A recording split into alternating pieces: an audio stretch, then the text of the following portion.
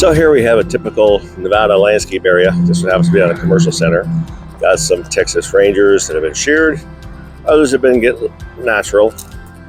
We have some trees over here. See, these are African sumacs, multi-trunk form, placed in the rock. You see the base. Maybe have an emitter or two around the bottom, which is your typical gravel, dirt environment that these trees are expected to grow in. Kind of challenging in its own right, because it's just a hot, dry area. The question is, what's the quality of the soil underneath? That's the thing we rarely get to see. But let's see what's going on underground. Here we get an examination of the soil profile. You can see all the growth is in the top few inches, but below ground, it's just this hard, dry, cakey dirt. But this soil environment is very challenging for trees. There's no organic matter. It's hard, it's packed, very little air can penetrate. The trees have to survive this.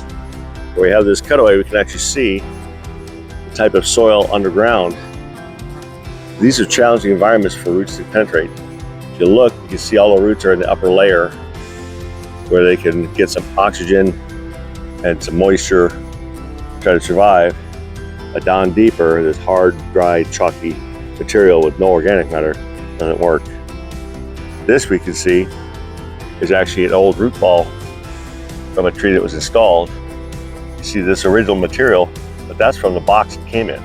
The roots never penetrated off into the sides into this hard, dry, chalk-like material, and that's why the tree probably struggled and failed over time.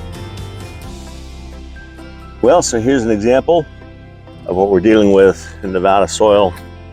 We have developers come out to find a site they want to develop, and they'll come in and they will request fill soil, and this is what they're filling the soil with below grade after they want to level it before they build the houses. Who knows what kind of junk and trash could be inside or underneath the surface. And these are all the obstacles and challenges trees and bushes have to deal with. It's this sort of hard, chunky, dry, desolate kind of dirt. People will have a tree, wonder why it's not growing. And all of this junk, all these rocks and boulders plowed underneath before they level a site. That's what trees are dealing with underground. So here, this is more of the natural Nevada desert environment. Cacti and yuccas. We've got creosote bushes, small desert plants, shrub bushes.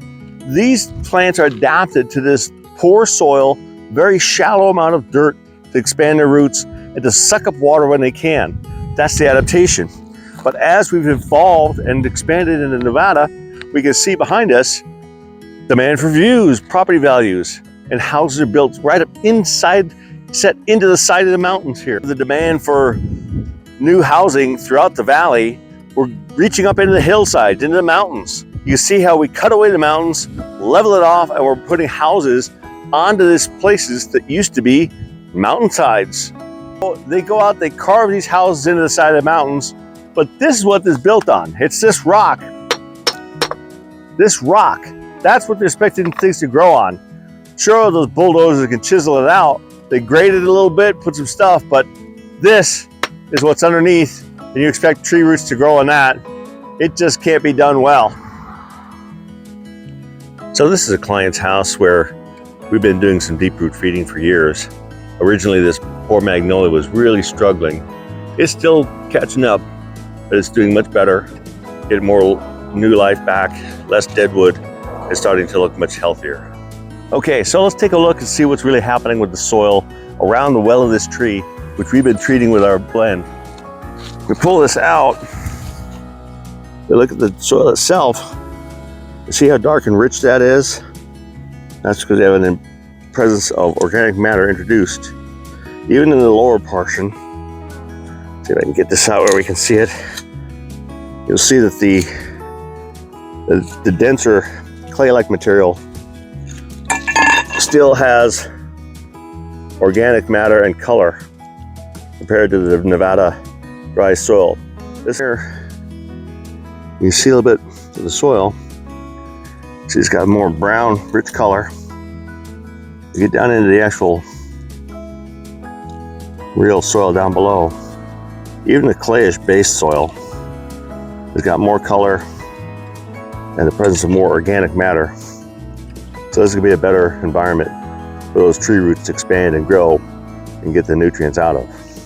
So here's an opportunity to look at a compare and contrast. These are privets, Ligustrum lucidum. Here's an example of this a typical landscape plant you see here in Nevada. Now if we look closely at these leaves and the condition of the tree, notice it's got a lot of deadwood inside. That's fairly typical. But look at the leaf size, the mottled color, the curling, the cupping, size. These leaves are not big, they're not vibrant or healthy. The overall appearance is kind of small, sparse, like it's just kind of hanging in there, trying to get going. But if we come over and look at this other one, this one's been getting treated with our blend to condition the soil, to lower the pH, and add the organic matter that trees really need in order to be healthy. Look at the difference, look at the color. The size of these leaves is quite impressive. They're dark, they're thick, they're full. We've got a nice overall appearance of vital health.